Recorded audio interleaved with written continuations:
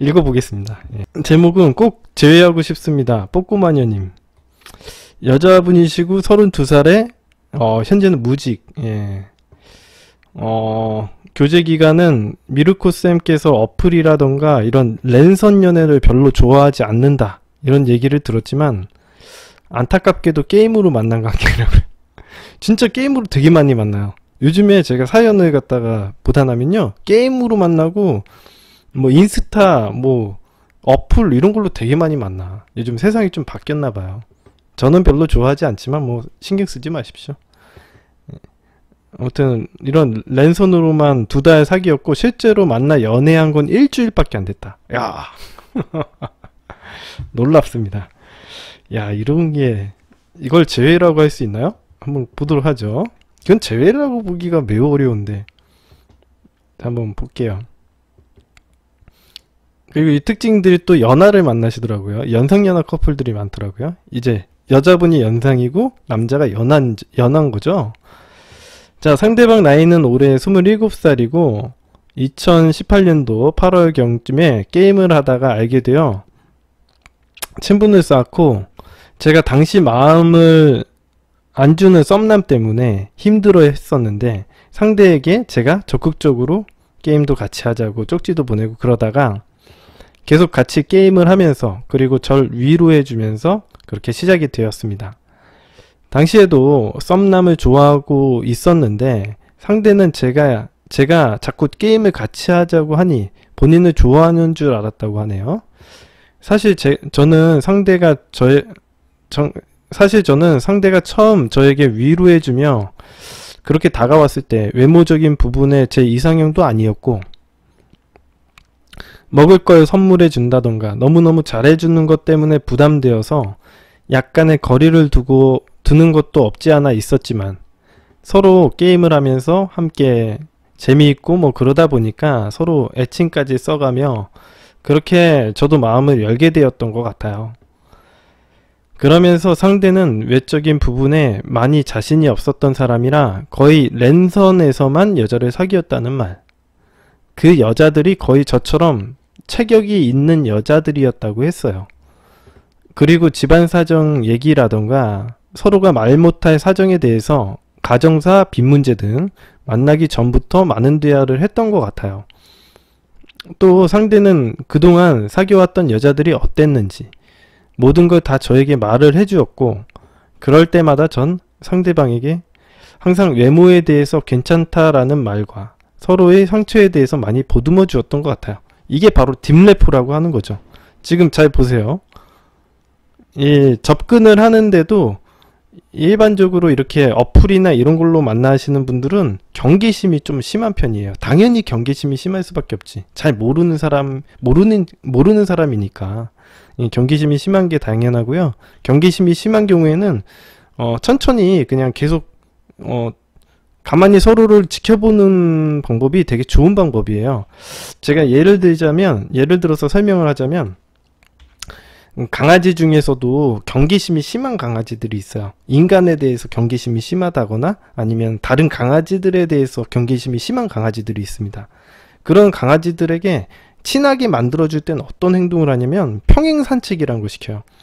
여러분들이 이제 잘 모르시겠지만 평행 산책이라는 건 뭐냐면 이 강아지와 이 강아지가 서로 닿을 수 없는 거리에서 서로 지켜보게 만들면서 계속 쭉 왔다 갔다만 하는 거예요. 그러니까 서로가 서로를 지켜보도록 만드는 게 친해지는 데 굉장히 도움이 좋습니다. 그러니까 경계심을 허무는 행동을 하는 거죠. 이 남자와 여자 사이에서도 마찬가지라고 보시면 되겠습니다. 여러분들이 어떤 여자를 꼬신다던가 남자를 꼬시려면 걔를 가가지고 막 좋아한다고 어필을 하고 뭘 하려는 행동을 하는 게 아니라 멀리서 지근거리에서 계속 마주치는 행동을 한다던가 계속 이렇게 서로가 서로를 살필 수 있는 환경을 만들면요, 그 사람에 대한 경계심이 사라지고요, 그 사람에 대해서 잘 안다고 생각하면은 그 사람과 친해지기가 편합니다. 작업이 잘 되는 거죠, 말 그대로. 동물도 똑같은 거예요. 인간도 동물이다 보니까. 그래서 어느 정도 이건 뭐 여러분들이 생각하기에는 어떤 사람을 작업을 잘 하려면 뭐를 사줘야 된다, 뭐 어떻게 밀당을 해야 된다 이렇게 생각하시지만 그런 거는 아무 의미가 없습니다. 서로 너무 경계심이 심하지 않은 이런 행동만 안 하면 되겠죠. 강아지가 막 짖어. 나한테 경계심을 드러내고 있는데 내가 얘가 짖는 거는 내가 안아주면은 안 짖겠구나 라고 그 사람은 생각을 한 거예요. 그래서 강아지를 가가지고 강아지를 딱 들어 올려주는 행동하면 이제 강아지가 손을 물겠죠. 강아지는 강아지 입장에서는 어떻게 생각했겠어요? 너 오지마. 더 이상 여기 다가오면 난 문다. 분명히 경고했어. 얘 계속 짖으면서 경고를 했는데 사람은 그걸 못 알아들으니까 그냥 이렇게 앉는 거예요. 지금 남자와 여자 사이에서도 되게 비슷한 일들이 많이 일어나죠. 여자들이 너 오지마. 분명히 너 오지 말라 그랬어. 너 이런 행동하지 마. 나한테 자꾸 사주고 뭐 좋다고 하는데 이런 거 나한테 부담된단 말이야. 오지마 라고 경계심을 드러내는 행동을 한 거예요. 그랬는데도 불구하고 남자가 온다. 그러면 걔한테 아주 소스라치게 놀라고 걔를 밀어내는 아주 경계심이 더 심해질 수밖에 없는 행동을 하는 거죠. 여자도 그렇고 남자도 그렇고 마찬가지입니다. 남자라고 해서 경계심이 없는 건 아니에요. 남자들은 이런 걸 하다가 상처를 받는 거죠. 나는 이런 방식으로 얘한테 잘해보려고 했는데 얘는 안 받아주네. 상처받았어. 뭐 이런 식으로 생각을 하는 겁니다. 이게 이제 서로의 사회성이 떨어지는, 남자나 여자가 서로 간의 사회성이 떨어지는, 서로가 잘 모르기 때문에, 모르기보다도 모른다고 생각하기 때문에 그런 경계심이 심한 행동을 하는 겁니다. 자, 아무튼 그런 거고요. 그래서 특히나 이런 랜선 연애 같은 경우에는 경계심이 더 심할 수밖에 없죠. 여기가 얘가 인터넷 세상에서 돌아온 어떤 놈인데 얘가 누군지 어떻게 알아? 모르잖아. 당연히 경계심이 심하죠. 일반적으로 여자도 남자를 잘 모르고 남자도 여자를 잘 몰라서 경계심이 원래부터도 심한데, 이 뭐 인터넷상에 돌아다니는 애는 더 신뢰할 수가 없죠. 경계심이 심할 수밖에 없습니다.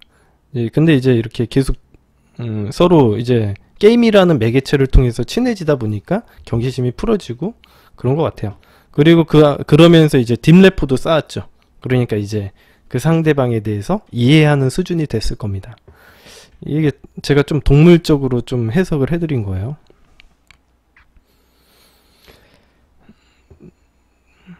자, 그래서 뭐 상처에 대해서 보듬어주고 그랬대요. 상대도 그런 이해해주는 저에게 끌려 했던 것 같고요. 이게 서로가 이렇게 감정적인 공유를 한다는 건 서로가 아주 통할 수 있는 아주 지름길입니다. 서로가 아주 서로에게 끌릴 수 있는 아주 지름길이에요. 좋은 기술 중에 하나죠. 그리고 매일같이 밤새 통화도 하고, 실제로 만나진 않았지만 그 어떤 여인들보다도 더 애틋했어요. 서로가 정말 죽고 못 살 정도였으니까요. 하지만 막상 통화를 할 땐 제가 말주변도 없고 그래서인가 저희 대화는 사랑이가 다였던 것 같아요. 이 남자가 첫 남자였고, 그래서일까 남자에 대해서는 잘 모르는 저에겐 남자와 대화하는 일이 어려웠던 걸지도 모르겠어요. 이게 바로 경계심이 심하다는 얘기죠. 그런데 어느 날부터인가 같이 대화를 할 때면 분명히 잘못하지도 않은 일로 제가 항상 쥐고 들어갔고, 항상 미안하다는 건 제 쪽이었어요. 이를테면 저는 게임을 하고 있는 중에 집중하느라고 상대가 연락을 못하는 부분이라던가, 부모님과 떨어져 독립을 해야 하는 상황에 원룸을 구해야 하는 부분에서도 상대방의 의견을 무시하거나 말에 제대로 귀 기울이지 않았을 때는 넌 내 말 듣고 있는 게 맞냐, 분명 이렇게 하라고 했는데 왜 말을 안 듣냐, 이런 식으로 다그쳤고, 미안할 일이 아닌데 미안하단 말을 입에 달고 살며 종종 혼나야 하는 일이 발생했어요. 정말 두 분께서는 미성숙한 행동을 하신 거라고 보여요. 뭐냐면 상대방이 야, 왜 이거 내 말을 왜 안 듣냐, 인간이 왜 말을 듣습니까? 선택을 하는 거지. 왜 이 사람, 아무리 남자친구건 뭐건 상관이 없어요. 그 사람 말을 들을 필요가 없어요. 선택을 하는 거지. 내가 정말 그 사람이 좋아서 그거 갖다가 현명하게 선택을 하는 거지, 그 사람이 얘기했다고 무조건 해야 되는 게 아니에요. 근데 이거 갖다가 그런 것도 일단 1차적인 거고, 근데 이 사람은 그걸 또 듣고서는 미안해 라고 얘기하는 것도 이거 2차적으로 미성숙한 행동을 하는 겁니다. 이게 두 가지가 다 미성숙한 일이 발생을 하는 거예요. 이게 혼나야 될 만한 상황이 아닌데 혼나고 앉아있는 것도 미성숙한 거예요. 내가 나이가 지금, 우리가 뽀꼬마녀님이 32살이거든요. 누군가에게 혼날 나이가 아니에요. 나이가 지금 몇 살인데 혼나고 있습니까? 그죠? 그러면 안 됩니다. 이게 그렇게 하면은 이제 가치를 못 지키고 이 관계가 안 좋아지니까 하지 말라는 거예요. 32살 누나가 32살 누나가 27살짜리 남자애한테 혼나고 있어. 그것도 5살이나 어린 친구한테. 아, 이거 왜 혼나고 있습니까? 그런 행동 하지 마요. 예, 그런 행동 하지 마십시오. 누군가가 누군가에게 혼날 일이 없어요. 아, 왜 혼나? 난 도대체 지금 나이 먹고서는 이게 왜 누군가에게 혼나야 되는 거야? 그거는 이해가 안 가는 행동인데. 나는 솔직히 개인적으로 이해가 안 가는. 예, 아무튼 뭐 그냥 그렇다는 겁니다. 이게 여러분들은 하지 마세요. 여러분들은 절대 혼나지 마세요. 누가 누구를 혼낼 수가 없어. 저보다 나이가 많은 사람, 뭐, 50살 먹고, 60살 먹은 사람이 저를 와서 혼낼 수 있을 것 같아요? 아, 그건 말이 안 되는 거예요. 내가 왜 혼나야 돼요? 이건 그런 행동 자체가 아주 미성숙한 행동입니다. 그런 말도 안 되는 일은 일어날 수가 없습니다. 예. 나이랑 관계가 없습니다. 혼나는 일은 발생할 수가 없습니다. 자, 아무튼 그런 거고, 그렇다는 거고. 가끔 상대가 이러이러하면 너하고 연락 안 할 거야. 헤어질 수밖에 없어 라고 말할 때면 뭐가 그 말이 그리 무서웠던 건지 제 자신을 항상 낮추며 내가 잘못했다, 눈물을 흘리기 일쑤였고 굉장히 제 자신을 많이 낮추었던 것 같아요. 오, 이건 정말 이상한 행동을 한 거죠. 예. 이런 행동하면 안 된다는 거. 좋습니다. 할 수 있죠. 할 수 있는데 이건 과거니까. 그럴 만한 상황이니까 그런 행동을 하셨겠죠. 앞으로 안 하면 되는 겁니다. 괜찮습니다. 이유는 당시 제가 게임상에서 나이와 이름을 속였기 때문에 이런 문제가 있었구나. 그러니까 이게 이런 문제가 있으니까 자꾸 솔직해지지 못하고 이렇게 주눅 들어서 이런 행동을 하는 거지. 사람이 얼마나 솔직해진 게 되게 중요한 거예요. 이런 게. 이 게임상에서 나이와 이름을 속였대. 그런 것도 있었고 이러한 사실을 상대방에게 숨기며 그렇게 랜선 연애를 해왔기 때문에 제가 살이 많이 쪄서 외적인 부분 때문에 오래전 썸남도 저와 만남을 제안했지만 거절해왔던 부분을 상대도 전 썸남과 친구여서 알고 있었고 그러다 보니까 위축되는 건 항상 저였어요. 뭔가 좀 자신감이 없을 만한 부분들이 많았구나. 그래서 그런 거죠. 이봐, 상황이 그렇게 만들잖아요. 여러분들 그래서 항상 솔직해져야 돼요. 여러분들 왜 부족한 게 뭐 있어. 당당하게 나서야지. 응? 당당하게 나가십시오. 하지만 상대는 계속 크리스마스에 보자고 재촉을 했고 이런 경우 되게 많았어요. 제가 이런 랜선 연애하는 분들 있죠. 소개팅으로 만나고 맨날 이거 화상통화는 하면서 만나자고 할 때는 계속 미뤄요. 뭐 몇 개월. 왜냐면 준비를 해야 돼가지고 여성분들이 이런 경우 되게 많았습니다. 제가 상담할 때도 많았고 거절해왔지만 상대는 단호했어요. 그러다가 저희 회사 동료도 게임에서 남친을 만나 3년 교제했고 이런 부분 때문에 제가 가끔 연애 상담을 해왔었고 상대와 한 달 반 정도 랜선으로 연애하다가 10월 중순경쯤 나이와 이름을 속였다는 사실에 대해서 점점 죄책감이 들기 시작했어요. 언젠가는 만나야 할 사람이고 내가 나이가 32살이고 이름도 다르다는 사실을 이름까지는 왜 속였어? 이름을 왜 속인 거야? 이거 검색해서 알아볼까봐 그랬나? 아무튼 사실을 솔직하게 틀어놓을지 아니면 잠수를 탈지 회사 동료에게 고민을 털어놓기 시작했고 저희 선택에 달렸다고 최대한 만나는 날짜를 핑계를 대서든 미뤄보라고 동료는 말했죠. 그래서 다음날 상대가 야구 경기 보러 서울을 온다는 소식을 접했고 저를 지금이라도 계속 보고 싶다는 말을 하길래 저는 상대에게 크리스마스에 보는 거 좀 더 미룰 수 없겠냐, 3개월만 더 있다 만나자 이런 식으로 하면은 남자애가 싫어했겠죠. 그런 얘기를 꺼내니까 어려운 부모님 이혼 얘기까지 해버리게 됐고 너가 아는 것보다 살이 많이 쪄서 다이어트를 좀 더 하고 만났으면 좋겠다라는 말도 안 되는 핑계까지 둘러댔어요.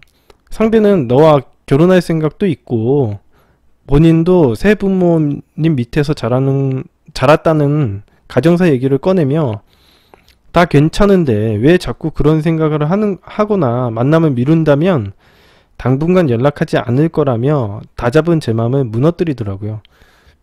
저는 예상했습니다. 이런 협박이 들어올 거라는 걸. 남자들은 이렇게 생각하죠.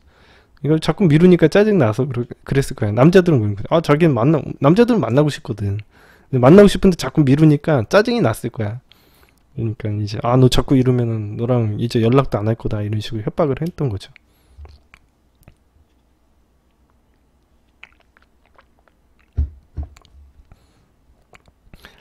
그러다가 모든 사실을 말하기로 마음먹고 딱 11월 1일 되던 날 상대에게 나이와 이름을 속였다 모든 걸 털어놓았고, 상대는 의외로 쉽게 괜찮다며 수긍했어요. 그러고는 넌 날 속였으니 우리 11월에 만나야 한다. 엄청 만나고 싶은가 봐 이 사람이. 다음 주가 쉬는 날이라며 그때 보자고 제안을 했고, 결국 저는 그 제안을 받아들여 보기로 약속을 해서 실제로 만나게 되었습니다.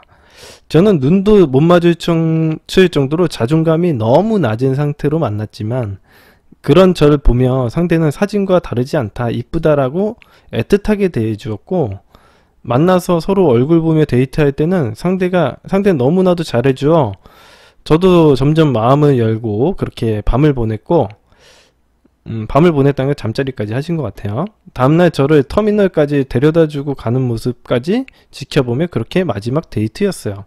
이게 첫 번째 데이트이자 마지막 데이트였던 것 같습니다. 집에 잘 들어갔냐며 푹쉬라며 본인은 친구와 게임을 하러 간다고 톡을 남겼고, 알겠다고 했지만 막상 저는 만남 이후 굉장히 불안했어요. 왜냐면 32살 인생에서 전 항상 모쏠이었고 평생 만나지 못할 뻔했던 남자와 짧은 만남의 기간이었지만, 처음으로 연애도 해보고 나니 이 남자가 정말 이런 내 모습을 평생 사랑해줄지 의문이 들었기 때문이었어요. 이런 모습을 보고도 진짜 끝까지 나를 책임져 줄지, 날 보고 실망하지는 않았을지, 점점 자존감 낮은 말들과 집착과 의심이 시작되었고, 그게 며칠 계속 지속이 되었습니다. 처음엔 상대는 아니라며 그런 생각하지 말라고 절 계속 다독여줬지만 그게 계속 반복이 되니까 지치더라고요. 요봐, 제가 이거 어디서 나온 거예요? 경기하기 악습. 나쁜 생각을 가지면요, 상대방 그걸 현실로 만드는 거예요. 아니라잖아. 근데 자꾸 그런 생각을 갖다가 계속 밀고 나가게 되면 그 생각이 이기게 됩니다. 현실을 만들게 되겠죠. 그러다가 한 3, 4일 지나서쯤 일 끝나고 저녁에 같이 게임하자고 제안을 했지만, 상대는 다른 친구들과 게임 선약이 있다며 거절을 했고 주말에 같이 해주겠다고 하더군요. 저희는 장거리다 보니까 매일 볼 수 없는 사이였기 때문에 게임이 유일한 함께 할 수 있는 수단이었는데, 그마저도 같이 못하게 되니까 마음이 안 좋았습니다. 그래서 전 처음에 나도 회사 동료랑 같이 할 거다, 일부러 동료와 말 맞추고 괜한 질투심 작전을 써보기도 했지만 다 소용없었어요. 다 소용없습니다. 이건 밀당하는 걸 모를 수가 없어요. 상대방이 이런 얕은 수작을 모를 수가 없어요. 지금 이렇게 프레임이 많이 가치 차이가 많이 난 상태에서는 이 상대방이 모를 수가 없어요. 이런 행동 안 하는 게 좋습니다. 그래서 제가 이런 얄팍한 행동을 하는 걸 별로 좋아하지 않죠. 그리고 뽀꼬마녀님, 제가 하지 말라는 거 다 했네. 그죠? 랜선 연애 별로 좋아하지 않는다고 했는데 랜선 연애 하고 있고, 장거리 연애 하지 말라 그랬지. 이 두 가지 하면은 이건 뭐 하나만, 뭘 하나 더 하면 이제 이게 트리플 크라운인데, 이런 행동 하지 마십시오. 이런 행동 해야 여러분의 행복이 사라져 나가는 거예요. 이건 만날 수도 없는 애 가지고 이렇게 실랑이 하고 있어도 돼요? 스쳐 지나가는 인연이라고 생각해도 어쩔 수가 없는 거예요, 이거는.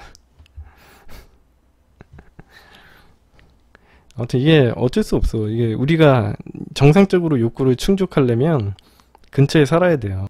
아무튼 그러다가 사건이 터졌대요. 동료와 게임하다가 끝이 나고 상대에게 뭐하고 있냐 물었고 같이 게임하자고 했지만 지금 다른 지인에게 초대받아서 하고 있다길래 나도 게임할 거다 같이 하자 했더니 인맥에게 초대받은 거라 중간에 나갈 수가 없다고 하더군요. 그러면서 조금만 하고 있다 같이 해주겠다 이러더라고요. 애써 같이 해주겠다는 말투 그리고 태도가 예전과는 확연히 달랐어요. 그래서 저도 홧김에 그 사람들이랑 하라고 혼자 하겠다고 했고, 상대는 약간 화를 내며 해주겠다는데 왜 그러냐고 하기 싫으면 말라더군요. 이거 전에부터도 그랬어요. 이 남자애가 이런 행동 태도를 보인 거는 지금 사귀고 나서부터, 만나고 나서부터가 그런 게 아니라 전에부터도 이런 행동은 했었어요. 약간 협박하는 행동은 원래부터 좀 했었거든요. 미성숙한 행동 이런. 뭐 이게 하루 이틀 문제는 아니었던 것 같은데 좀 기분 탓이겠죠. 또 뽀꾸마녀님이 기분이 안 좋으니까. 자, 또 만나가지고 내 모습을 보고 이랬을 거라는 이 메타 프레임이 또 머릿속을 지배하셨던 것 같습니다.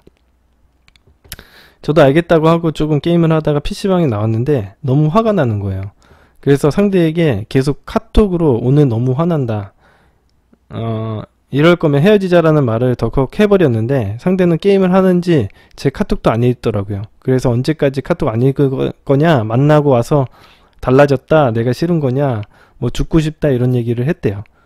그랬더니 뭐 이제 뭐 당연히 게임 끝났겠죠. 예. 이 이후로도 엄청 긴데 그 이후로는 읽을 필요가 없겠죠. 당연히 매달리는 내용이었겠죠. 엄청 길어요. 이 이유가 더 길거든요. 이게 절반 읽은 거예요, 제가. 근데 아마 뒤에 부분은 매달리는 내용일 거라는 예상이 들어서 굳이 다 읽을 필요는 없을 것 같습니다. 사연이 이게 중간이에요, 중간. 아무튼 요렇게 된 것 같고, 끝에만 읽어볼게요. 1주 혹은 2주에 한 번씩 짧은 카톡을 남기며 상대에게 심리적인 것을 심어주는 거였는데 반응은 있었어요. 차단도 풀렸고 푸사도 감정적인 글귀라던가 잘 바꾸지도 않던 사람이 2, 3일 간격으로 바꾸더라고요. 하지만 이것도 잠시뿐이었고 카톡을 보내고 나서 일십을 한다던가 반응이 있으면 전화가 온다던가 이런 게 있었지만 이게 재회로 이어지지는 않더라고요. 그러다 헤어지고 5개월이 지난 지금 상대에게 너무 많은 부담감을 주었구나 라는 생각이 돼요. 그 제외 업체에서 내린 지침으로 대화법을 배워서 4월이 끝날 무렵 마지막으로 상대와 통화를 했고, 상대는 어떻게 제가 페이스북을 하고 있는 건지 알았는지 제가 가끔 감정적인 글을 올렸었는데 본인 얘기인 거 다 안다며 안 올렸으면 좋겠고 앞으로 연락하지 말라며 본인은 만나는 사람이 있다며 말을 하길래 저도 배운 대화법으로 할 말을 했고 그렇게 통화를 끝냈습니다. 그리고 추천 친구에 떠있던 상대가 하루 있다 없어진 걸 보니 절 차단한 것 같더라고요. 지금은 페이스북도 다 탈퇴해버리고 아무것도 하지 않으며 그렇게 존버를 하고 있습니다. 그리고 만나는 사람이 있다고 해서 추측해봤는데 게임에서도 저도 알던 그 여자인 것 같기는 한데 실제로 만나는 건지는 잘 모르겠지만 맨날 같이 게임을 하는 것 같은데 같이 하다가 눈 맞은 건지 그 여자는 제주도 살아서 절대 둘은 만날 수 없다고 생각되었는데, 그리고 저와 사귀었을 당시에 그 여자는 절대 자기 스타일 아니다라고 했던 사람인데 성격도 세고 뭐 담배도 피고 그랬대요.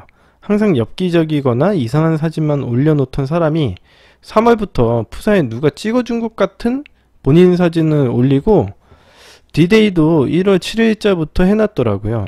그때부터 그 여자와 썸을 탄 건지는 알 수가 없네요. 근데 매일 게임만 하던 사람이 도대체 여자를 만나기는 한 건지 알 수는 없습니다. 현재 카톡 푸사는 그대로고 감정의 변화는 없는 거겠죠? 자, 이렇게까지 해서 이제 이 사연이 마무리가 되었습니다. 자, 아무튼 이거는 근데 워낙 뭐 이 재회라고 볼 수가 없어요. 이건 재회가 아닙니다. 그래서 우리 뽀꾸마녀님은 재회 업체를 찾아가야 될 게 아니에요. 이거는 사귄 게 아니에요. 사귀었다고 보기가 어려워. 이게 굉장히 짧은 만남이라서 그냥 뭐 사이가 좀 나빠졌다 뭐 이런 것 정도라고 생각하는데, 이제 이 가치를 낮춰버리는 이런 행동 때문에 이제 문제가 좀 생긴 거겠죠. 자, 이제 어떤 문제를 해결하고 싶은지 한번 볼게요. 제 목적이 크지만 그러기 위해서는 첫 연애에 저는 을의 연애였기 때문에 프레임 구축, 뭐 가치 회복이 더 먼저일 것 같아서 꼭 이 부분을 개선하고 싶고요. 제가 먼저 그만 만나자고 해놓고 재회를 원한다는 게 너무나도 웃길 노릇이지만 그래도 가능성은 있을지. 뭐 가능성은 항상 열려 있습니다. 하지만 우리가 여태까지 어떤 행동 태도를 보였는지가 중요하겠죠. 자, 첫 번째 질문 보도록 할게요. 제 프레임과 가치를 높이고 싶고요. 또한 제가 외적으로 달라진다면 상대의 마음이 조금이라도 바뀔까요? 이런 생각을 가지는 게 프레임이 안 바뀌는 거예요. 나의 외적인 가치나 이런 것들은 나를 위해서 바꾸는 거지 상대방의 마음을 얻기 위해서 바꾸면 안 됩니다. 아무도 그렇게 시킨 적이 없어서. 이게 프레임이 안 좋은 거예요. 내가 외적인 모습을 달라지게 하는 거는 나를 위해서 바꾸는 거지 그 상대방의 마음을 위해서 바꾸면 안 돼요. 이게 프레임이 달라진 거예요. 우리 프레임이라는 수업 제가 해드린 거 봤죠? 거기에서 뭐라고 써 있어요? 내가 제일 중요하다고, 내가 이 세상의 주인공이라고 나와 있지 상대방이 인생의 주인공이라고 나와 있지 않습니다. 그러니까 상대방의 마음을 바꾸려는 행동보다도 내 감정이나 나를 위해서 하는 행동이 더 중요한 거예요. 내 행복을 만드는 행동이 1차고 상대방은 두 번째 마음입니다. 이게 프레임 수업에 나와 있는 내용이에요. 근데 이제 본인이 본인 가치를 높이려면 나를 중요시해야지 내 가치가 높아지는 거지 상대방을 중요시하면 가치가 높아지지가 않아요. 그럼 나를 중요시하려면 내 행복이나 내 감정, 나의 모든 것들을 다 소중하게 생각해야 되거든. 내 욕구들, 뭐 이런 것들 다 소중하게 생각해야 되는데 상대방을 소중하게 생각하면은 내 가치는 언제 찾습니까? 응? 내 가치를 어떻게 높일 거예요? 응? 그러니까 상대방 이게 되게 별거 아닌 것 같지만 왜 이런 얘기를 해? 어떻게든 방법만 얘기해주면 되지. 이런 얘기를 할 거면 프레임 가치 높여달라는 얘기를 하면 안 돼, 저한테. 제가 얘기했지만 상대방의 마음을 사기 위해서 내가 변하면 안 됩니다. 나는 나를 위해서 변하는 거지 상대방을 위해서 변하는 게 아니에요. 그게 프레임과 가치를 높이는 행동입니다. 아시겠죠? 아니 왜 혼나지 말래니까. 내가 여러분들이 가끔 저한테 상담 받으실 때, 유료 상담 받으실 때 혼내달라고 하시는 분들 계신데, 나는 이해가 안 가. 내가 혼내는 사람이 아닌데 자꾸 혼낸다. 제가 혼내는 게 아니라 내가 얘기를 해주는 거예요. 그냥 참고 삼아. 여러분들도 어른이니까 이걸, 내 얘기가 뭐 100%다 이렇게 생각하는 게 아니라 좋은 부분이 있으면 받아들이고, 좋지 않은 부분이 있으면 안 받아들여도 돼요. 제가 억지로 막 여러분들에게 강요하는 거 아니잖아요. 그죠? 잘 생각하십시오. 이런 것 또한 여러분들의 프레임을 더 굳건히 하는 행동이에요. 제가 물론 이 일을 해가지고 전문가라고 하면 전문가인데 여러분들을 위해서 얘기를 해주는 거지 뭐 딱히 별건 없습니다. 제 생각도 얘기를 해주고 이런 거지만 같이 이야기를 나누고 알아가는 거예요. 저도 배우고 여러분도 같이 배우는 거라고 봅니다. 누가 누구를 가르치는 거는 저는 좋아하지 않습니다. 아시겠죠? 예. 가르치는 게 아니라 서로 배운다고 생각합니다. 예. 자, 두 번째. 혹시라도 첫 만남에 너무 빠른 밤을 보낸 것과 두 번을 제가 찾아가서 밤을 보낸 것. 이것들이 제외 악영향이 있을 수 있을지. 당연히 악영향이 있긴 있는데, 봐봐요. 이거는 첫 번째 만남에서 이제 잠자리를 가진 것도 물론 너무 자격이 없는 친구를 갖다가 쉽게 받아준 거 이것도 문제겠죠. 하지만 뽀꼬마녀님은 더 큰 문제는 사실은 이렇게 만나기 이전부터도 계속 있었어. 그 남자가 헤어지자고 얘기하면 매달리는 행동 전에부터도 했었잖아요. 그건 일관된 행동이지 사실은 첫 번째 만남에 잠자리를 해서 이렇다? 에이. 첫 번째 만남을 가져서 데이트 때 본인을 보고 실망을 했다? 에이. 그러지 않아요. 그 전부터도 계속 그랬어요. 예. 응? 계속 그랬어. 그러니까 제가 얘기했죠. 프레임은 변하지가 않았어요. 계속 처음부터 뭐 헤어지자고 하면 쩔쩔매고 그런 행동 했었잖아요. 근데 이제 하나 해소가 된 게 뭐 있냐면 한번 만나고 싶었는데 만나고 싶었던 게 해소가 돼버린 거야. 잠자리 가져버리고 그 욕구를 어느 정도 채워버리면 일정 기간 동안은 욕구가 해소가 된 상태이기 때문에 더 이상 그걸 갈구할 필요는 없죠. 그래서 그럴 때 있어요. 그러니까 이런 게 있어요. 여러분들 그 처음 성관계를 하는 젊은 친구들의 사연들을 보면은 이런 게 되게 많이 나와요. 처음 성관계를 하다 보니까 아무래도 여자분들은 그 친구에게 뭐 아주 대단한 걸 제공했다라는 생각을 해요. 왜냐면 내가 첫 번째 잠자리를 그 순정을 그 남자에게 바쳤다라고 생각을 하는 거야. 그러면 그 가치가 되게 높다고 생각하기 때문에 이 남자에게 첫 번째 남자친구에게 너무 많은 투자를 했다고 생각하고 그 사람에게 매달려 버리는 경우가 되게 많습니다. 근데 여러분들이 잠자리 한 게 문제가 아니라 그 이후의 행동이 문제가 된다고 생각해요, 저는. 잠자리를 하고 나서 이 매달리는 행동을 통해서 그 가치를 떨어뜨려 버리는 거예요. 내 가치를 떨어뜨려 버리는 행동을 하는 거죠. 뽀꼬마녀님이 그런 행동을 한 거예요. 근데 저는 여러 가지 케이스를 접하다 보니까 어떤 반대의 케이스도 있었어요. 그러니까 첫 번째 잠자리를 가졌는데 어떤 사람 쿨한 사람도 있어. 아니 그건 뭐라고, 잠자리 대단한 거 아니라고 얘기를 하는 여자들은 오히려 남자 쪽에서 쫓아다니는 경우도 있었어요. 여러분들, 제가 여러 가지 케이스를 보니까 얘기를 해드리는 거예요. 괜히 여러분들이 이 잠자리를 하고 안 하고가 중요한 게 아니라 그 이후에 어떤 액션을 취하느냐, 이게 정말 여러분들의 가치를 정하는 거예요. 잠자리 한 거랑 아무 상관이 없어요. 알겠죠? 잠자리 하는 거랑 아무 상관없어. 잠자리 해도 돼요. 상관없어요. 근데 그걸 갖다가 너무 질척이면 안 돼. 그 친구가 약간 욕구가 해소돼가지고 약간 반응이 시큰둥하다. 나쁜 행동을 했을 때는 나쁜 먹이만 간식만 던져주지만 않으면 됩니다. 그럴 때 나도 일정 기간 안 하고 쿨하게 행동하면요, 상대방이 알아서 와요. 진짜 내가 장담해요. 이거는 상대방이 알아서 와.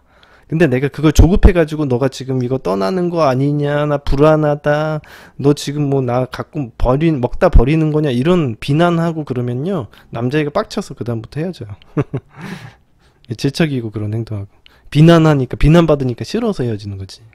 그러니까 여러분들이 잠자리 한 거랑 무슨 상관입니까? 근데 되게 이상한데 포커싱이 맞춰져 있는 거예요. 잠자리를 제공하니까 헤어졌다라는 착각을 하는 건데 정말 그건 잘못된 생각이에요. 그런 일은 없습니다. 그런 일은 없습니다.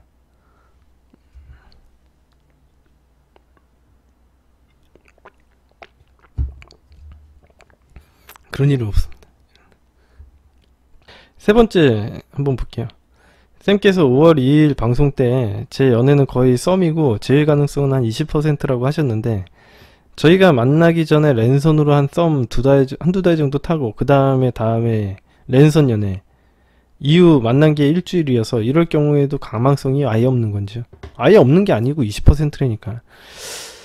하하, 참. 근데 이제 이거는 사연을 이제 보면요, 래퍼를 굉장히 많이 쌓았기 때문에 사실은 뭐 가벼운 관계는 아니었다라고 생각은 듭니다. 하지만 이런 랜선 연애의 특징상 만남이 쉬운 만큼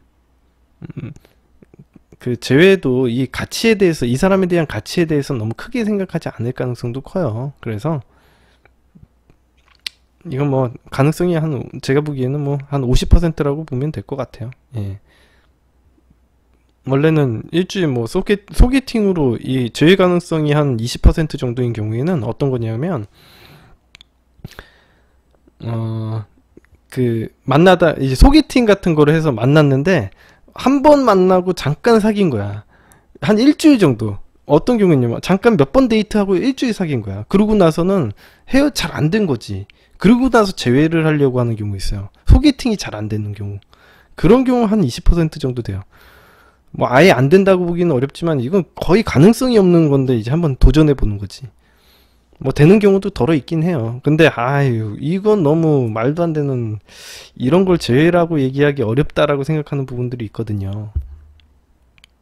근데 이제 뽀꼬마녀님 같은 경우에는 좀 래퍼도 쌓고 그래가지고 이것보다는 낫긴 한데, 이런 식으로 생각하면은 뭐라고 해야 돼, 프레임이나 가치 높이는 것과는 정반대의 행동을 하는 거죠.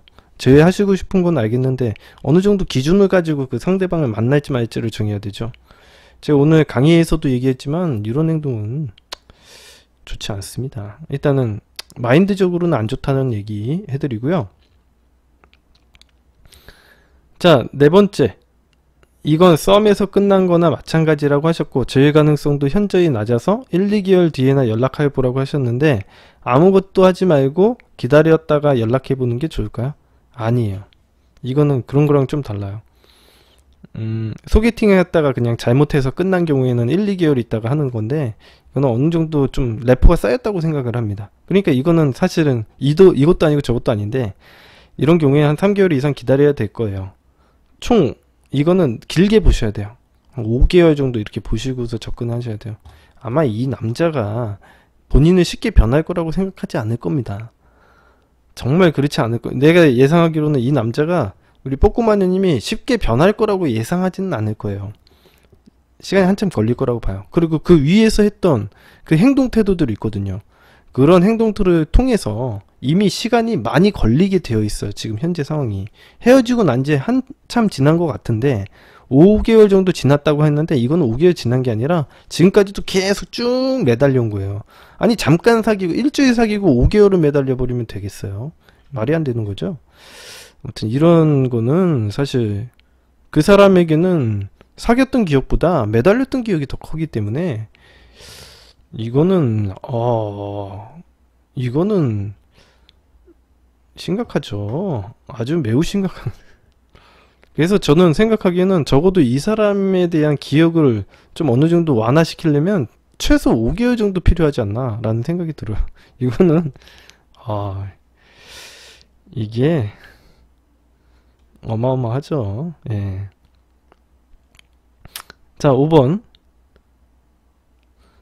이전 여친들도 다 게임을 통해서 만났다고 들었는데 그 사람들과는 아예 단절한 것 같더라고요. 항상 헤어짐의 방식이 그래왔던 것 같은데 저하고도 짧게 끝나서 더 끊어내기 쉬웠던 걸까요? 다 이제 공통적으로 질문하시는 것 중에 하나죠. 만났다가 헤어지는 상황에서 뭐 냉정하게 다 끊어낸다 이런 걸 어필하고 싶었던 것 같아. 뽀꾸마니님. 그런 거 아니니까 그냥 내버려 두십시오. 공통 질문 중에 하나요. 완전 뭐 연락 안 하면 나를 잊혀지는 거 아니냐. 뭐 나를 이 사람은 되게 냉정하고 단호한 것 같은데 이 사람은 다시 나를 안 받아주는 거 아니냐. 뭐 이런 얘기를 하는 거죠. 뭐 같은 패턴과 같은 행동을 하는 거죠.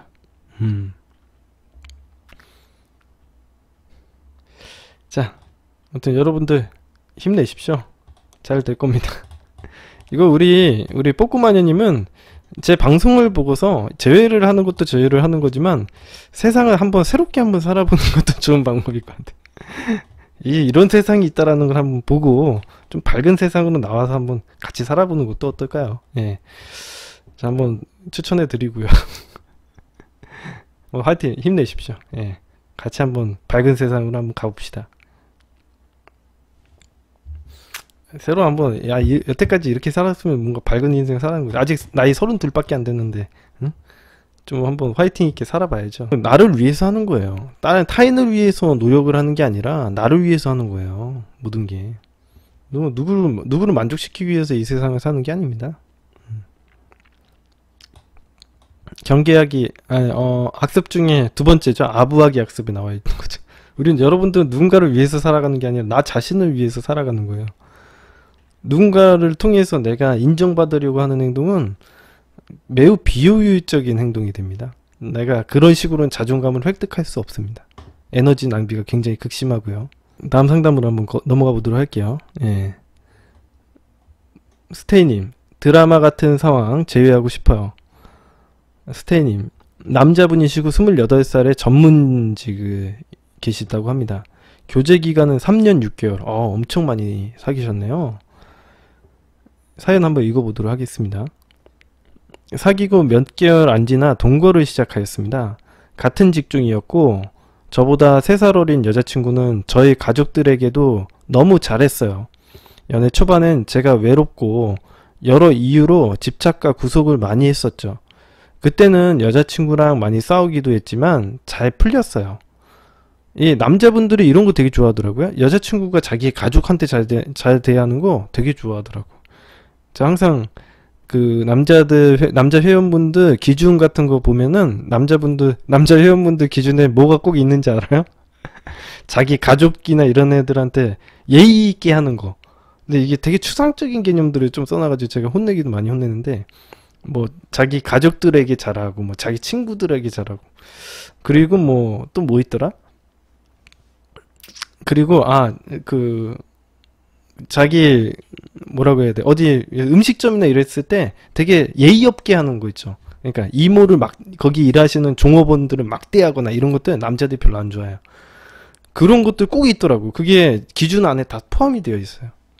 그래서 저는 근데 개인적으로 제 개인적인 생각을 좀 이야기해 드리자면 제가 여태까지 진짜 10년 정도 내가 코치 생활을 했잖아요. 근데 그 남자분들에게는 이런 기준들이 꼭 들어가 있더라고. 근데 내가 생각하기에는, 아니, 나한테만 잘하면 되지. 일단 그 사람들한테 하는 거는 자기의 처신을 하는 거지. 굳이 그것까지 신경을 써야 되나? 저는 좀 약간 더 개인적으로 생각을 하긴 하거든요. 개인주의적으로 좀 생각을 하는데, 그런 기준들이 있어요, 사람들이. 그래서 읽어보도록 하겠습니다. 자, 제가 외롭고 여러 이유로 집착과 구속을 많이 했었죠. 그때는 여자친구랑 많이 싸우기도 했지만 잘 풀렸어요. 그 똑같은 일상 그냥 일집으로 지내며 데이트 횟수도 줄기도 했고요. 그냥 평범하게 지냈던 것 같아요. 싸우는 것도 많이 줄었고요. 작년에 한번 헤어질 뻔한 적이 있었어요. 저랑 첫 연애를 하다 보니까 다른 남자가 궁금하고 설렘을 느껴보고 싶다고 자주 말했으며 자유를 갖고 싶다고 헤어지고 싶다고 하더군요. 오, 이거는 헤어져야겠는데요, 이렇게 얘기하면. 여친이 어머니와 친구 등 고민 상담을 했는데 돌아오는 말은 헤어지지 말아라, 너 후회한다, 그냥 따로 살아라 라는 얘기였다고 합니다. 듣고 그 상태에 저까지 따로 살되 헤어지지 말자 그리고 네가 네 청춘 아깝다면 그냥 나 몰래 다른 남자와 데이트를 해봐라, 대신 스킨십은 안 했으면 좋겠다라고 얘기했습니다. 이게 말이 안 되는 얘기를 하는 겁니다. 이런 걸 허용을 왜 줘요? 이런 허용을 왜 줘? 이런 거 허용을 왜 줘? 또 외복 문제, 그냥 헤어지면 되지, 이걸 갖다가 왜 이런 걸 허용을 해줘요? 또 외박 문제와 사람들과 술자리 할 때 밤새서 들어온다던가 새벽에 들어오는 거에 대한 문제도 더 이상 간섭 안 하겠다고 했고요. 이렇게 서로 합의하고 서로 각자 살게 될 방을 알아보러 다녔어요. 그렇게 알아보다 방값이 너무 비싸기도 하고 어찌저찌 해서 다시 같이 살게 되었어요. 그렇게 잘 지내다 어느 순간부터 다시 다른 남자 만나고 싶다는 말을 자주 했고, 왜 이렇게 안 생기지 하면서 빨리 생겼으면 좋겠다 이런 말을 자주 했어요. 이게 뭡니까? 이게 뭡니까? 여자친구를 만났는데 여자친구가 왜 이렇게 다른 남자가 안 생기지, 그런 얘기를. 이거 굉장히 충격적인 얘기를. 야, 이런 얘기를 듣고 같이 살아야 되나? 동생이에요, 동생. 여자친구가 아니에요. 아무튼 제가 항상 남자 만나더라도 스킨십에서 조심해라 한지라 저한테 늘 회식하러 갈 때 첫째도 둘째도 남자 조심할게 라는 말도 해주고 출근을 하더군요. 전 믿었죠. 그렇게 시간이 흐르면서 저도 그 여자에게 잘하고자, 다시 관계회복을 하고자, 다시 이쁜 사랑하고자 노력하고 있었고요. 제 모든 걸 내려놓았어요. 궁금해도 참고, 보고 싶어도 참고, 결국은 헤어졌는데, 헤어지게 된 계기는 여친이 회식한다고 해놓고 저 몰래 남자랑 놀았고, 그런 상황을 알게 되어 배신감에 화를 내다가 이별 통보를 받았습니다. 야, 어차피 이런 건, 그러니까 결과적으로는 헤어질 것 같다가 이런 실랑이를 할 필요가 없다는 거죠. 이 남자분은, 스테이님은 잘 모르시는 거예요. 여자에 대해서 잘 모르시는 거예요. 여자나 남자나 다 똑같긴 한데, 우리가 목장에 양을 키우는 거랑 똑같다니까? 응? 양을 키우는 거랑 똑같아요. 응? 양이 울타리 밖으로 나갈 수 있는데 왜 굳이 이 목장에 어떤 의미가 있을 것 같습니까? 지금 통제력을 잃어버리면요, 그냥 이 양은 헤어진 거랑 똑같은 상태예요. 그러니까 왜 헤어지지, 왜 이거 갖다 계속 만나고 있냐 이거죠, 제가 얘기하는 게. 굳이 이렇게 부정적인 걸 허용해져 버리면 이 여자와 재회하는데도 오래 걸리니까. 저를 모르셨겠죠. 응? 양입니다, 여러분들. 마음의 눈으로 보십시오. 예. 아무튼 전 붙잡았지만 이미 되돌릴 수 없게 되었어요. 엄청 매정하더라고요. 그렇게 제가 집 구할 때까지 2주, 3주 동안 헤어진 상태로 같은 집에 있는 동안 여친은 남자랑 통화로 들락날락거리고 저는 그냥 사귀었을 때 행동처럼 이쁘다 귀엽다 표현도 하면서 맛있게 먹는 모습이 너무 이쁘기만 해 이것저것 사다 먹이고 후회 없이 잘하고자 신경 많이 썼던 것 같아요. 여친도 그 기간 중 사귀었을 때 좋아했었던 스킨십 또 자주 하고 잘 때도 안고 그러다가 어느 때는 선을 긋기도 하며 왔다 갔다 하는 행동을 했습니다. 이게 여자분도 좀 이성과 이제 본능이 충돌을 하는 거죠. 이성적으로는 이 남자는 참 좋은 남자야. 하지만 본능적으로는 끌리지가 않는 거지. 가치가 높은 남자라고 생각하지를 않는 거죠. 그래서 굉장히 혼란스러운 거예요. 이 여자분이. 어쨌든 그 후 방을 구하고 연락 없이 2주가 흐르고 연락을 제가 먼저 했습니다. 그래서 잠깐 얼굴 몇 번 보게 되었고요. 점심도 먹고 주전부리 사러 가고 집에다 데려다 주고 이렇게 같이 걸으면서 팔짱도 자연스럽게 끼더라고요. 또 귀도 만지고 뭐 향수 냄새도 맡고 이렇게 다시 연락을 잠시 안 하다가 최근에 여자 쪽 어머니께서 오시게 되었는데 우선 여자의 어머니는 헤어진지 모른 척 하고 있어요. 여친은 어머니한테 헤어졌단 말을 안 했고 전 힘들어서 따로 도움 요청하고자 말한 상황이었거든요. 이렇게 어머님이 오시게 되어 여친과 몇 번 더 마주쳤죠. 어머님 오시고 첫 번째 만남은 어머님 지인과 지인 딸 그리고 어머님과 여친 술자리를 가지고 끝난 후에 집에 가는 길에 그때 잠깐 본 건데 그때 어머님이 저를 챙겨줄 것들 부랴부랴 챙겨주시는데 그때 여친이 데려다 준다며 빨리 나가자며 저를 밀면서 귀 쪽에 뽀뽀를 했어요. 이때까지만 해도 아직 마음이 있구나라고 착각을 했죠. 이게 말도 안 되는 이게 이런 식으로도 생각을 하실 수 있군요. 그런데 며칠 후에 어머님과 여친 그리고 셋이 데이트를 했는데 근데 셋이도 데이트를 하지? 이땐 정말 누가 봐도 헤어진 사람처럼 선을 긋고 다니더라고요. 어머님이 오히려 저한테 미안해 하시고요. 그날 일정 중에 분위기 좋은 곳에 갔는데 거기서 그 여친이 하는 말이 여기 친구랑 와야겠다 이렇게 얘기했습니다. 옆에 어머님이 계셔서 친구라고 하지만 현 남친을 의미했어요. 이젠 제가 아무것도 아니라 저렇게 말하는가 싶었고요. 그 후 어머님이 다시 집에 내려가시고 나서 어머님과 통화를 하게 되었어요. 저에겐 늘 기다려봐라. 방황 중인 걸 거다. 언젠간 후회하고 소중함을 느낄 거다 하셨어요. 하지만 전 불안하더라고요. 여자는 기다리지 마라. 후회하면 가겠지만 간다고 해도 몇 년이 걸릴 수 있고 10년이 걸릴 수도 있고 이혼하고 갈 수도 있다. 안 갈 수도 있다. 이렇게 얘기도 라고 했기 때문에 그리고 지금 만나는 사람을 많이 좋아해 보이기도 하고요. 기다리자니 너무 힘들고 안 올 수 있다는 거에 대한 불안감 때문에 어떻게든 붙잡자니 더 멀어질 것 같고 설령 잡힌다고 한들 또 다른 남자에 대한 호기심은 버리지 못해 계속 상황이 또 벌어질 것 같고 그래서 기다려보자니 영영 끝날 것 같고 어떻게 해야 할까요? 이런 거예요. 저한테 이제 질문 어떻게 하게 될까요? 이렇게 네, 다시 만나고 싶어요. 대단하네. 헤어지기 전에 알게 된 남자들 중에 저랑 헤어지고 난 후 이사 시기 전후 얼마 안 돼서 사귀고 있는 상태였고요. 그 남자는 직업군인 같아요. 한 달에 한 번 휴가 며칠 나와서 만나는 것 같고 쳐다보지도 않던 책을 그 남자로 인해서 많이 읽고요. 많이 좋아하나 봅니다. 여친은 저희 가족들한테는 다 잘해줬고 두텁게 지내면서 저하고 3년 이상이라는 시간을 아무것도 아닌 건지 좀 너무 매정하네요. 어떻게 한순간에 다른 사람에게 깊어질 수 있는 건지. 이게 한순간에 이루어진 거라고 생각할 수 있지만 이거는 절대 한순간에 이루어진 일이 아닙니다. 예. 연락 잠깐 했을 때 제가 앞으로 도움 필요하면 연락해라 했더니 저에게 도움 필요한 부분이 있으면 뭐뭐 있을 것 같긴 하다 알겠다 하고 하더라고요. 예, 세계 최고의 착한 남자 우리 스테이님. 할지 안 할지 잘 모르겠지만 저희 가족도 헤어진 사실 모르고 있어요. 저희 가족이 여친 안부 물으면 곤란해 죽겠습니다. 여친도 헤어질 당시에 헤어졌다 하지 말고 본가로 내려가게 되었다고 말씀드리자 해서 그렇게 아시고도 계시는데 연락 하던 애가 연락이 이제 없으니 의심할 것 같고 이상한 상황이 되어버렸네요. 이런 식으로 대처하니까 제외가 안 되시는 거예요. 자 보십시오. 잘 들으십시오. 보보누누 잘 들으십시오. 이렇게 행동하니까 안 되는 거예요.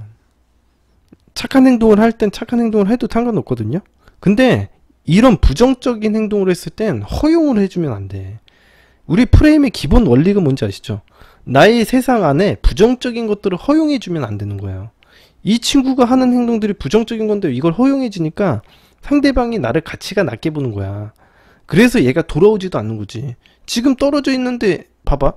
이 여자가 떨어져 있는데도 불구하고 보보 누누님이 이 서비스를 다 제공을 해주고 스테이님이 서비스를 다 제공을 해준단 말이야. 이 여자가 아쉬워할 만한 포인트가 뭐가 있어요? 없죠. 보보 누누님에게 돌아올 만한 명분이 뭐가 있어요? 없죠. 이렇게 사는 겁니다. 돌아오게 만들려면 자기의 가치를 지켜야 돼요. 제가 이 방송 보시면 아시잖아요. 제가 여태까지 여기 봐봐요. 여러분들이 이 진짜 우리 연애를 잘 모르시는, 제 미르코의 생존 연애를 잘 모르시는, 연애를 잘 못하시는 분들 어떻게 생각해요? 착하게 행동하면 다 될 거라고 생각하죠. 아주 착하잖아. 이분 봐봐. 용서해주고 아주 착하죠.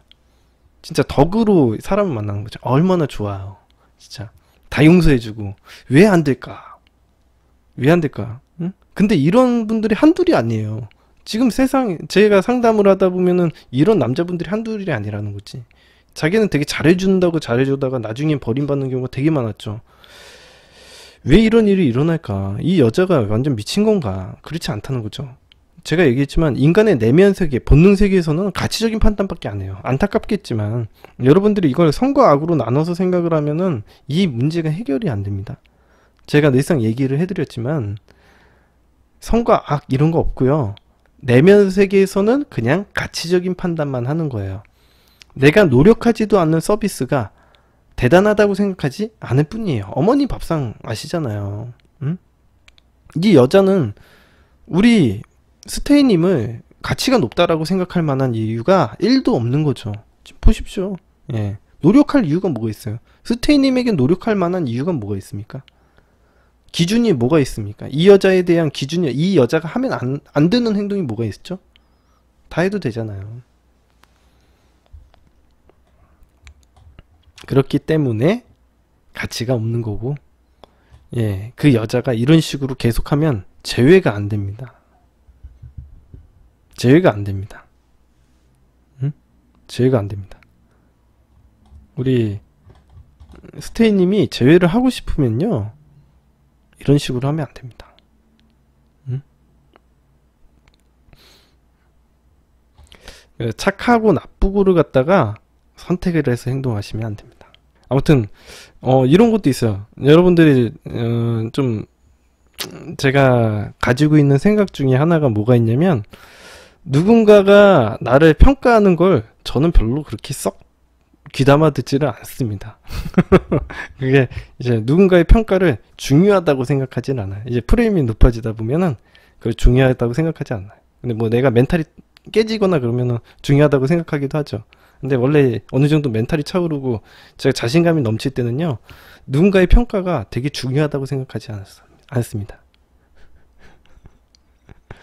그래서 그런 걸 뭐 너무 귀담아 들으시지 마시고요. 인간의 평가라는 게 사실 엉터리이기도 하고요. 일단은 여러분들 스테이님 꼭 잘 들으십시오. 스테이님은 이런 식으로 행동하지 마시고 이제부터 끊어내세요. 가족들에게도 헤어졌다고 얘기하시고요. 헤어졌다고 해서 다시 못 만나는 것도 아니니까 헤어졌다고 얘기하세요. 그리고 이 여자분하고 연락 끊으십시오. 일정 기간 동안은. 예. 나 너랑 이제 더 이상 연락 안 할 거다. 먼저 연락 안 하면 연락 안 오겠죠. 그죠? 먼저 연락만 하지 마세요. 우리 스테이님이 먼저 연락하지 마세요. 적어도 한 6개월 정도는 연락을 하지 말고 내버려 두세요. 그리고 나서 다시 만났을 때 내가 기준을 가지고 상대방을 엄격하게 심사해서 받아들이세요. 그러면은 저희가 되실 거예요. 제가 하라는 대로 하시면 됩니다. 일단은 제가 하라는 거 가족들한테 얘기하시고요.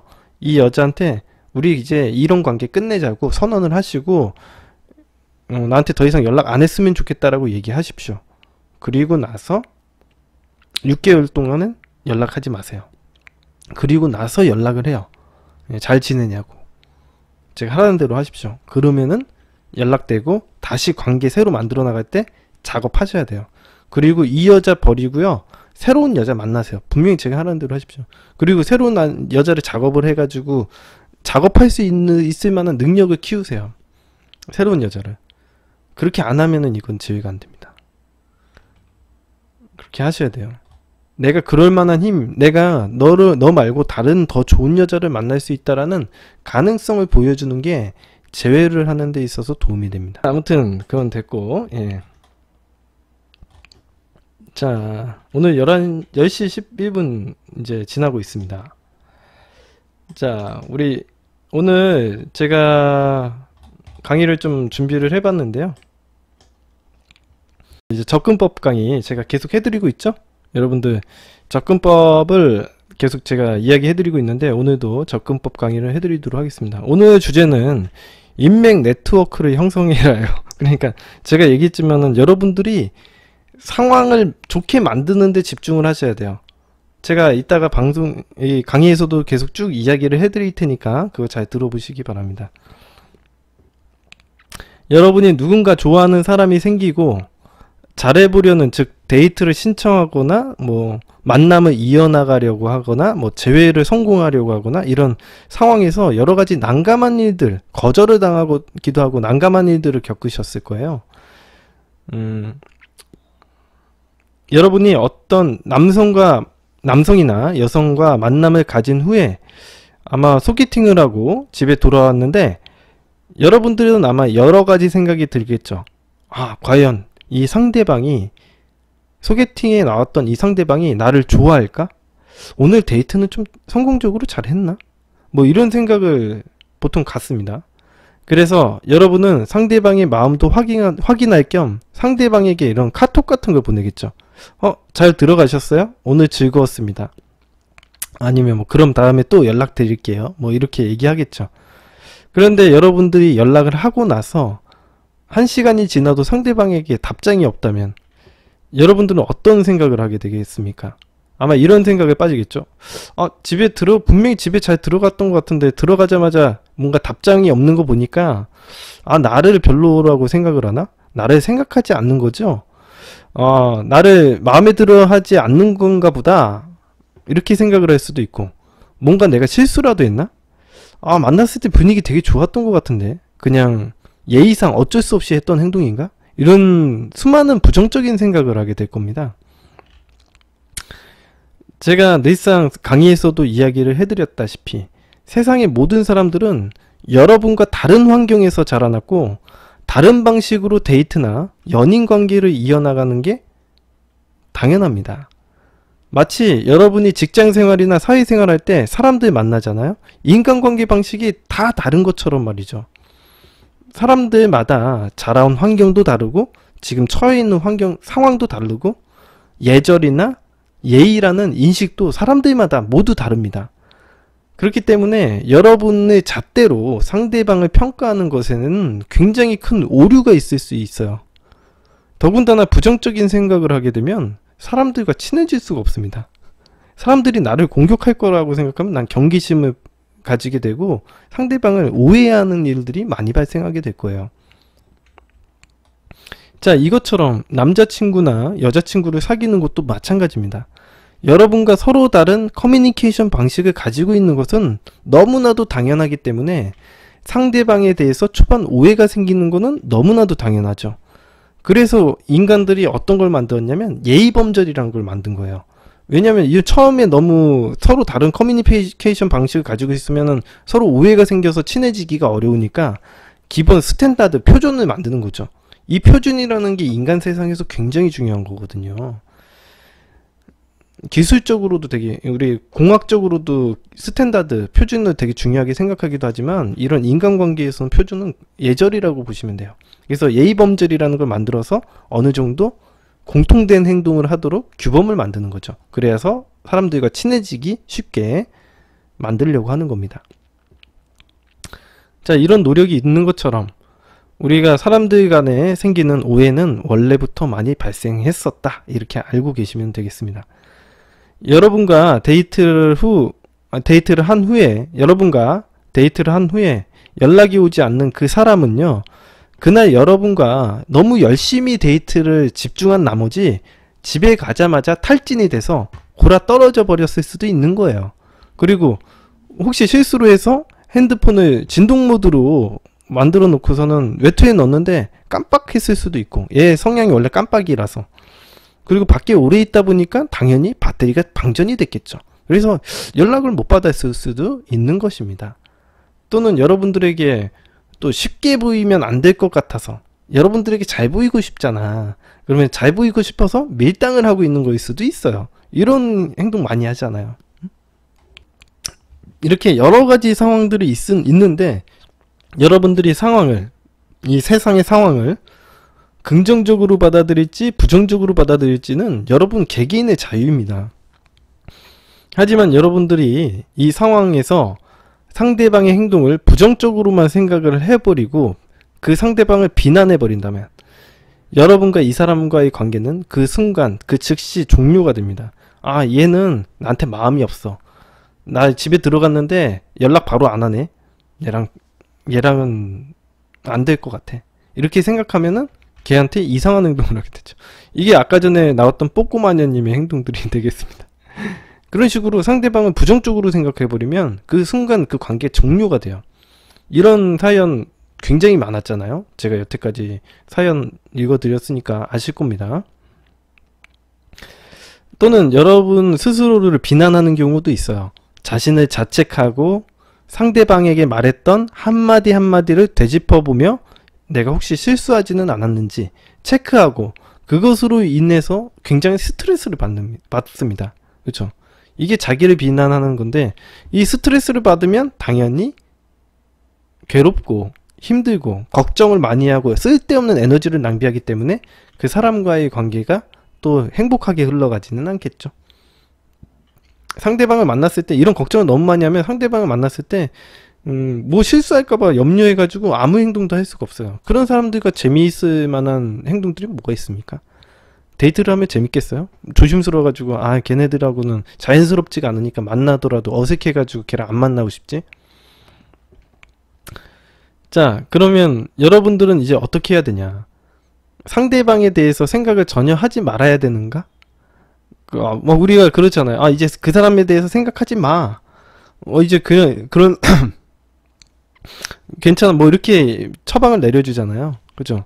근데 제가 얘기했지만 이 내면 세계에서 생각하는 이 생각을 갖다가 컨트롤할 수 있는 능력이 있으면은 참 좋겠죠.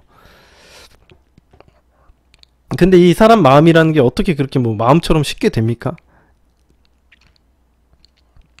사람들은 모든 것을 멘탈의 문제라고 생각하고 멘탈을 다잡기 위해서 노력을 하는데 그 방법은 틀렸습니다. 마치 이것과 같죠.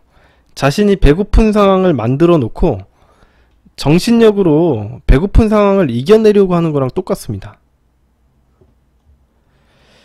여러분의 내면에서 철저하게 여러분의 경험을 바탕으로 해서 가치적인 판단을 내릴 뿐이죠. 여러분의 내면 세계가 할 수 있는 거는 단 한 가지 뿐입니다. 가치 판단.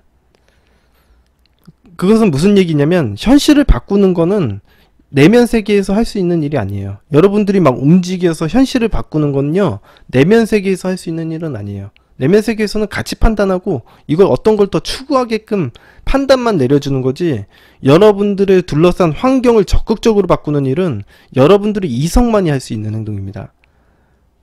잘 들으십시오. 여러분들 환경을 개선시키는 일은 여러분들이 이성만이 할 수 있는 일이에요. 여러분들이 한 이성에게 집착하는 이유는 그 이성밖에 없기 때문에 그런 거예요. 내가 그만한 사람을 갖다가 더 많이 양산을 하면 되죠. 많이 만들면 되죠. 그래서 제가 항상 많은 사람들에게 초보들 있죠. 연애를 처음 시작하시고 연애를 잘 못하시는 분들에게 어떤 얘기를 해드리냐면, 이성들을 꾸준히 수급할 수 있는 통로를 확보하라는 얘기를 합니다. 근데 이제 초보들은 그 통로를 확보를 못해요. 어떻게 하냐면 자기가 괜찮은 사람이 나타나면 걔를 꼬셔보려고만 노력을 해요. 그러면은 걔가 또 당연히 걔랑 작업이 잘 되면 상관이 없겠지만 초보니까 당연히 작업이 잘 안 되겠죠. 그러면 그 통로는 막혀버립니다. 그러면 나는 항상 괜찮은 이성은 항상 주변에 없고 나의 주변에는 항상 별로인 사람만 가득 차 있는 거죠. 그럴 환경을 만들어 놓은 이유는 당연히 내가 뭐 좀 괜찮다고 싶으면 사냥을 해버리고 별로라고 생각하면 버리고, 이런 행동을 해서 자기 주변에는 어떠한 이성도 남아있지 않게 딱 만들어버리는 행동을 하는 겁니다. 자, 그런 행동을 해가지고 자기의 수급할 수 있는, 새로운 이성을 수급할 수 있는 통로를 다 막아버리면요, 그 다음부터 당연히 어려운 게임을 할 수 있는 건 당연한, 상황적으로 당연히 어려운 게임을 할 수밖에 없잖아요. 그죠? 본능적으로 판단을 하더라도 그게 한 명 나타나면 걔가 대단하다고 느끼고요. 이게 당연한 겁니다. 상황은 여러분들이 만드는 거예요. 여러분은 한 번 사는 인생 정말 행복하게 살고 싶다면요, 내가 진짜 많은 이성을 만나보고 정말 나와 잘 맞는 이성 한 명을 선택하는 것이 현명하다고 생각하지 않나요? 여러분에게 바람피라고 얘기하는 게 아니잖아요. 여러분들이 누군가와 사귀지 않는 상황이라면 여러 명의 이성을 만나보고 누군가가 가장 내가 잘 맞는 사람인지 골라내면 안 돼요? 이건 너무나도 당연한 일인데 이거 하면 안 된다고 생각하시는 분들이 있어요. 제가 상담하다 보면요, 결혼해서 불륜으로 가시는 분들 굉장히 많아요. 제가 상담하는 사연의 한 50% 이상이라고 보시면 됩니다. 한 절반 이상을 차지하신다고 보시면 돼요. 나이가 있으신 분들, 응? 그런 분들의 이제 돌싱이나 뭐 이런 사연들이 굉장히 많거든요.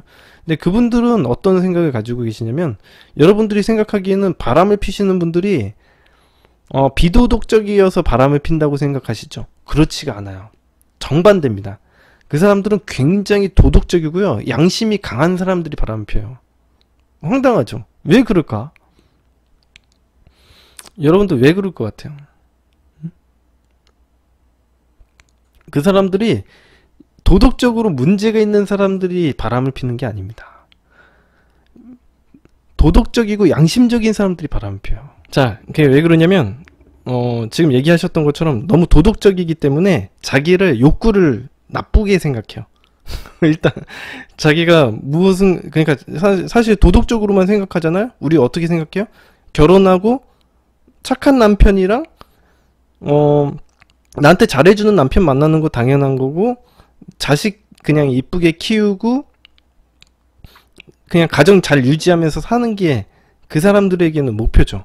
근데 욕구가 튀어나온단 말이야. 이 관계 안에서 내가 욕구는 없어요? 나의 욕구는 있어. 여자들이 가치가 높은 남자에게 자기가 통제받고 싶어하는 그런 행동들을 한단 말이에요. 가치가 높은 사람에게 통제를 받고 싶어하는 본능이 있어요. 정서적인 본능이 있습니다. 그 욕구를 갖다가 해소시켜줄 사람이 없는데 누가 해소시켜줘요? 이 관계 안에서. 처음에는 참아요. 참는데 이게 정상적으로 내가 그걸 욕구를 추구하지 못하고 말도 안 하고 그냥 내가 문제 있는 것처럼 생각하고 자기를 비난하고 비판합니다. 그러다가 나중에 어떻게 돼요? 그게 이제 어둠의 그림자, 이 성욕의 그림자가 커지면 커졌지 줄어들 이유가 없잖아요. 나중에는 그러다가 어떻게 찾냐면 저기 전국구 모임 같은 데 나가. 예. 왜냐면 자기가 여기를 나가는 이유는 그 누군가 불륜을 저지르려고 나가는 게 아닙니다.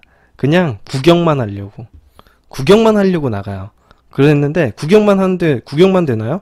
그런 애들이 많을 거 아니에요. 사실 그런 사람들이 굉장히 많거든요. 그러다 보니까 거기에서 잘못 걸리면 누구랑 한 명 눈 맞잖아요.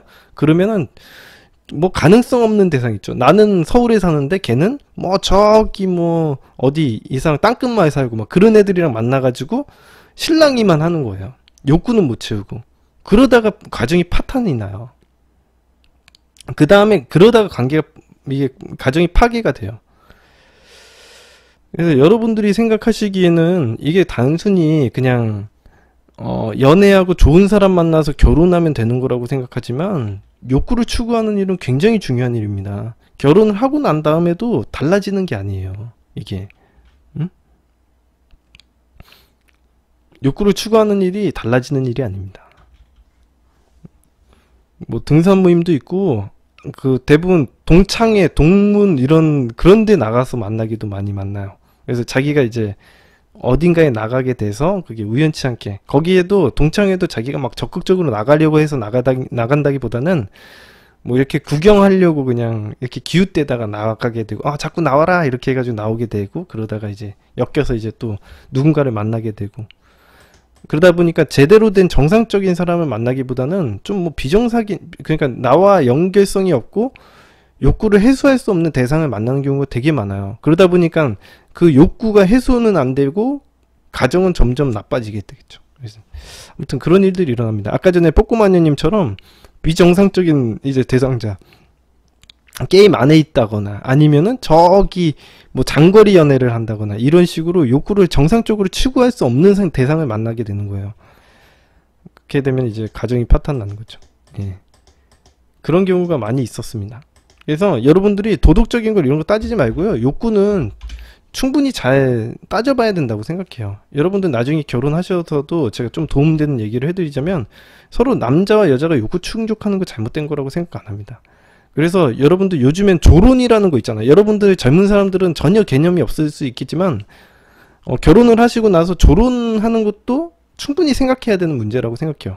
그러니까 이 사람들이 욕구를 충족해야 되는 문제니까 이 남녀의 관계를 어느 정도 애들 키워놓고선 끊어내버리고 서로가 다른 이성을 추구할 수 있게끔 만들어 놓는 것도 난 좋은 거라고 봐. 예, 좋은 거라고 봐요. 저는 정 안 맞으면 서로가 두 사람이 정상적으로 욕구를 충족할 수 있으면은 참 좋은 건데, 그게 안 되면은 강제로 걔네들을 구인하고 있지 말고 구속하지 말고 걔네들을 놔줘서 자유의지로 나를 만나게 해야 된다고 봐요. 결혼 생활을 하다 보니까 강제적으로 만나다 보니까 내가 억지로 선택하는 것 같으니까 욕구 충족이 안 돼요. 남편하고 부인 사이에. 그런 경우가 되게 많아요. 그러니까 아이들 다 키워놓고 한번 생각해 보라는 거죠. 아이들이 뭔지긴요. 아이들 다 크면 되죠. 네.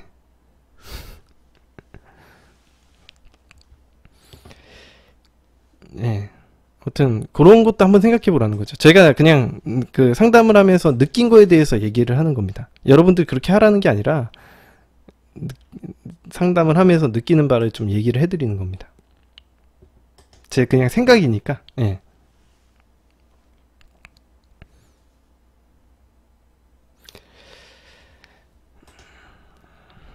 자, 아무튼간 그런 거고, 여러분들이 이제 그러니까 연애를 하실 때도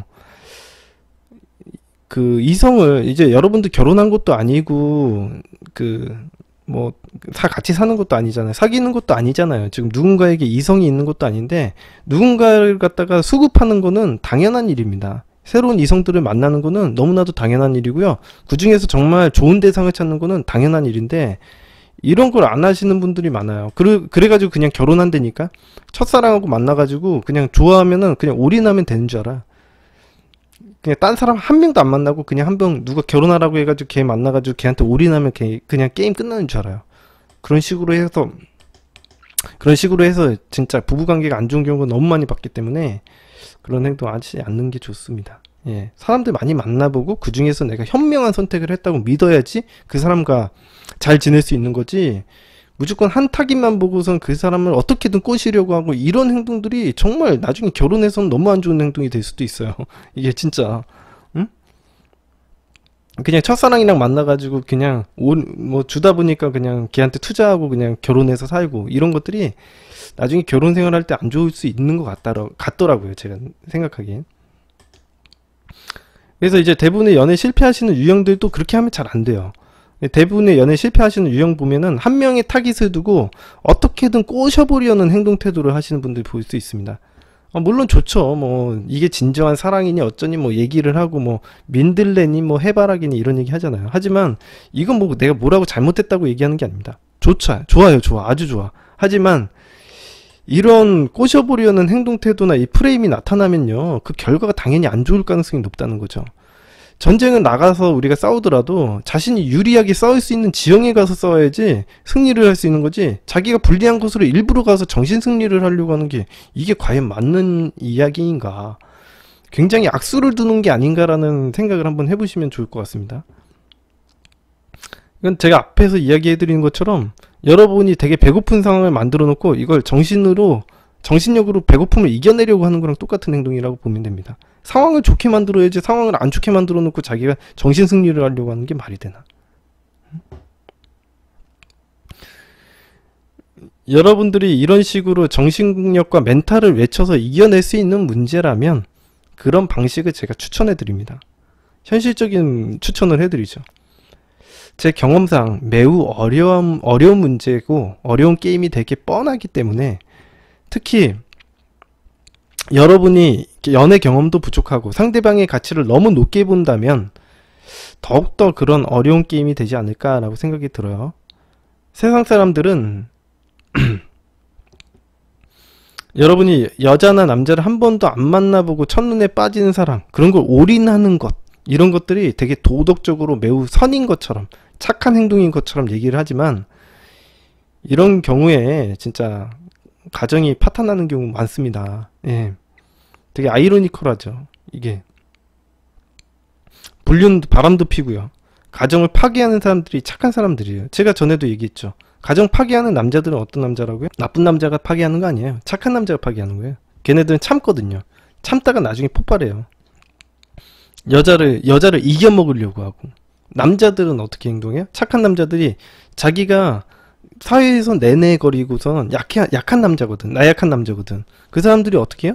가정에 들어가서 부인 이겨먹으려고 해요. 자식들이랑 싸워. 여러분들 잘 모르죠? 자식들이랑 싸운다고요. 자식들이랑 싸워서 이겨먹으려고 해요. 아주 부족한 남자들이 하는 행동이에요. 진짜 밑바닥인 남자들이 하는 행동들이 자기 마누라 이겨먹으려고 하고 자식들이 깔아뭉개려고 해요. 굴복시키고 꿇어 뭐 이런 행동 하잖아요. 무릎 꿇으라고 뭐 이런 행동 강요해요. 왜? 자기가 부족한 사람이라서. 되게 아이러니컬하죠. 예. 밖에 나가서는 착한 사람 네네 그러고, 응? 진짜 그런 행동하는 사람 만나지 마십시오. 예. 진짜 여러분들 잘 생각해서 결혼 잘 생각해 보십시오. 응? 뭐 잘 생각해서 만나시라는 거예요. 응? 가정 파괴하는 사람들이 다른 사람들이 아닙니다. 예. 자기가 너무 착하고 자기 욕구를 표현 잘 못하고요. 도덕적인 사람들, 예, 그런 사람들이 가정을 파괴할 수 있습니다.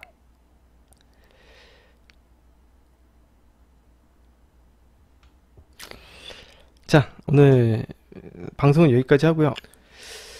자, 아무튼 여러분들 남자 선택하실 때 잘 선택을 하세요. 너무 착한 남자 만나지 마세요. 예, 좋은 게 아닙니다.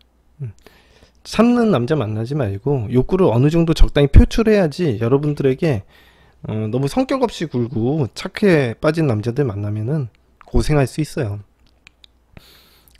뭐 다 그런 건 아닌데 고생할 수 있습니다.